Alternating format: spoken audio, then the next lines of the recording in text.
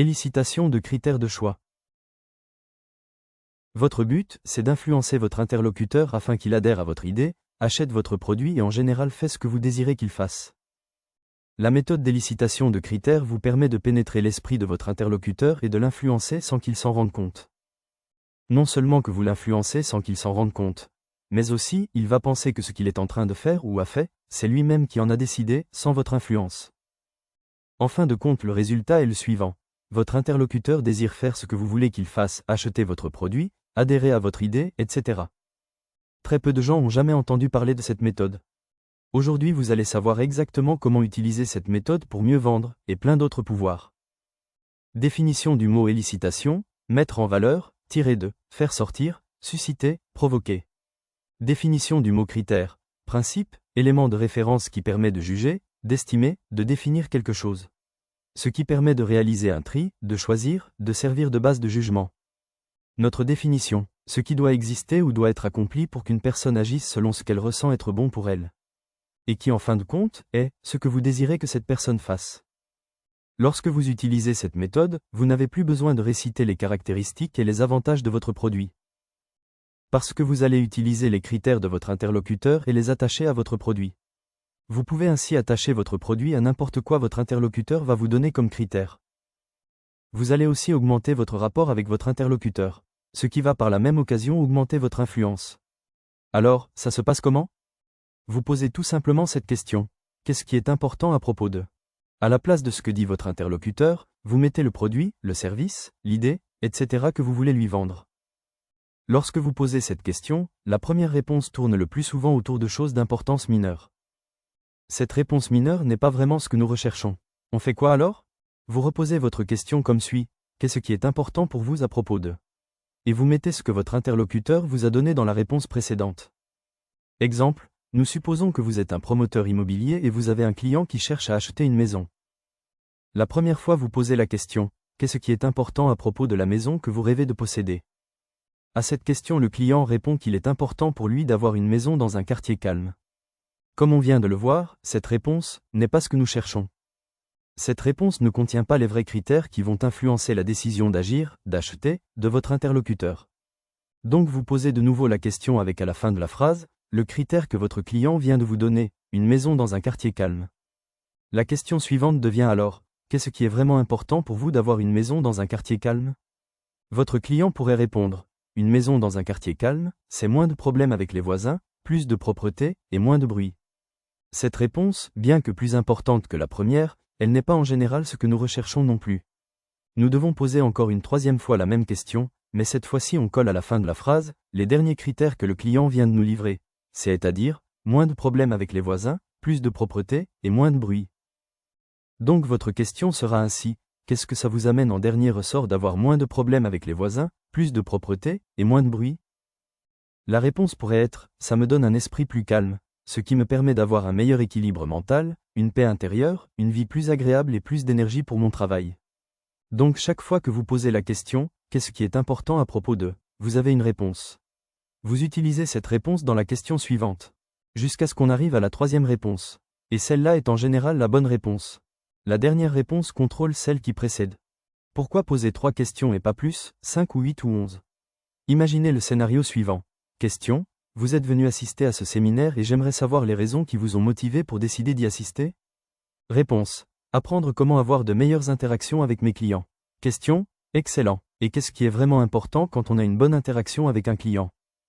Réponse. Savoir ce dont le client a besoin et ainsi mieux l'aider. Question.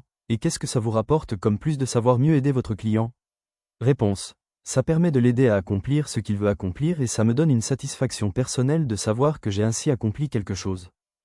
Question. Intéressant. Et qu'est-ce qui est important à propos d'accomplir une chose? Réponse. Je me sens bien. Question. Ça ajoute quoi à la vie de se sentir bien? Réponse. Je me sens plus confiant ainsi. On pourrait continuer ce dialogue bien loin. Est-ce que vous ressentez quelque chose? Vous voyez le problème? La personne qui répond à ces questions commence à se poser des questions sur vos motivations. Et peut-être même sur votre santé mentale. Elle va même se sentir attaquée. Parfois vous n'avez même pas à poser une troisième question. Vous obtenez le critère de choix et décision dès la deuxième question. Notez bien cette expression, en fin de compte, ou en dernier ressort. Lorsque vous ajoutez, en fin de compte, à votre troisième question, vous poussez votre interlocuteur de façon inconsciente à vous donner sa valeur la plus haute. En pratique, vous pouvez faire la chose suivante. Vous écrivez chaque fois la réponse reçue. La première réponse en bas, ensuite la deuxième au-dessus, et la troisième tout en haut. Ceci vous permet de vous rappeler que la réponse du haut est la plus importante. Valeur. Donc on a posé les questions et on a les réponses. La dernière de ces réponses contient les valeurs de votre interlocuteur. Cette valeur la plus haute, c'est le critère que nous cherchons. Et ça c'est le bouton chaud qui fait réagir votre interlocuteur, dans le sens que vous recherchez. Pourquoi votre interlocuteur réagit à ce point chaud? Parce que tout simplement en lui renvoyant sa propre valeur, attachée à votre produit, idée, etc., il va se sentir devant un miroir. Vous lui projetez sa propre image dans l'idée ou la valeur que vous lui envoyez.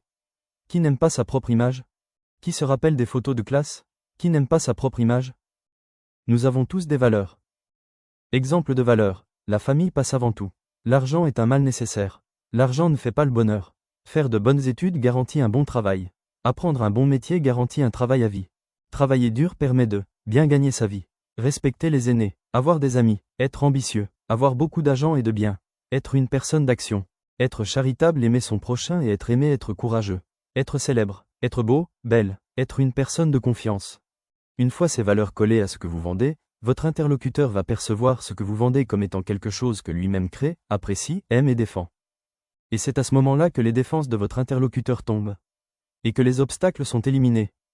Constance. Une des caractéristiques des êtres humains, c'est la constance. Nous ne pouvons pas avoir des pensées contradictoires. Et c'est sur ce phénomène de constance que l'élicitation de critères se base. Conscient, inconscient, tout se passe au niveau de l'inconscient. Il n'y a pas de pensée réfléchie ou logique dans l'élicitation des critères.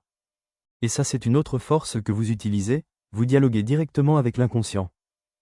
Adoucisseur de questions. Si vous posez ces questions de façon brute, sans adoucisseur, elles vont paraître louches et bizarres.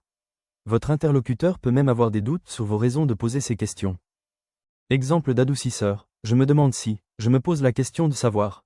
Je suis curieux de savoir. Les adoucisseurs c'est aussi des vocalisateurs de genre, M, et, A. Des adoucisseurs c'est aussi des remarques de genre, je comprends ce que vous dites. Je suis d'accord avec vous. Excellent, je ressens la même chose. N'est-ce pas? Un autre adoucisseur, le geste du « oui », chaque fois que votre interlocuteur parle, vous faites de la tête le signe « oui ». Ce qui est intéressant à propos du geste « oui » de la tête, c'est que lorsque vous continuez à faire ce geste, votre interlocuteur va continuer à parler. Et c'est comme s'il ne peut plus s'empêcher de parler. Tant que vous laissez parler votre interlocuteur en lui faisant « oui » de la tête, votre interlocuteur va se sentir bien, ensuite de mieux en mieux avec les réponses qu'il donne. Ici une remarque importante, on ne cherche pas à savoir ou faire en sorte qu'il ait tort ou raison. On le laisse parler et c'est tout. Tout ce que votre interlocuteur dit, vous l'acceptez et vous l'encouragez à continuer. C'est comme ça qu'il va se sentir confortable, bien et important. En fait, laisser parler votre interlocuteur, c'est la récompense que vous lui offrez après lui avoir posé vos questions. Attention, vous devez parfois remettre votre interlocuteur sur la bonne voie. Une personne qu'on laisse parler peut changer de sujet. Ce n'est pas ce que vous voulez. Ça peut aussi devenir trop long. Vous risquez de passer une éternité à écouter votre interlocuteur sans bénéfice autre que celui de l'écouter.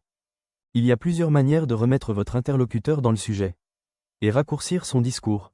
On revient aux adoucisseurs. Les adoucisseurs de questions, c'est aussi ce que votre créativité peut vous fournir pour remettre votre interlocuteur dans le sujet. Exemple de créativité. Vous pouvez intervenir et dire « Ah, ça c'est extraordinaire, je me demande comment. Je suis curieux de savoir ce qui est important à propos de. Je comprends ce que vous dites, et pourriez-vous m'éclairer un peu sur ?» En fait, toute phrase qui supporte votre interlocuteur dans ce qu'il vient de dire, qui l'encourage à dire plus ou à dire moins et à répondre aux questions. Donc on a posé les questions. On a reçu les réponses. On connaît les critères d'achat. On attache les critères de notre interlocuteur à la présentation de notre produit. Comme on l'a vu pour le promoteur qui essaie de vendre une maison à son client, et que le client dit « Ça me donne un esprit plus calme, ce qui me permet d'avoir un meilleur équilibre mental, une paix intérieure, une vie plus agréable et plus d'énergie pour mon travail. » Et le promoteur propose alors « Monsieur, nous avons une série de villas dans la zone X, composée de « et » tout habité par « situé loin des axes routiers, dans un cadre de verdure. » C'est le genre de villa qui vous permet d'avoir un esprit plus calme, ce qui, à coup sûr, vous donne un meilleur équilibre mental, une paix intérieure, une vie plus agréable et plus d'énergie pour votre travail. Et c'est tout, c'est aussi simple que ça. Merci pour votre attention.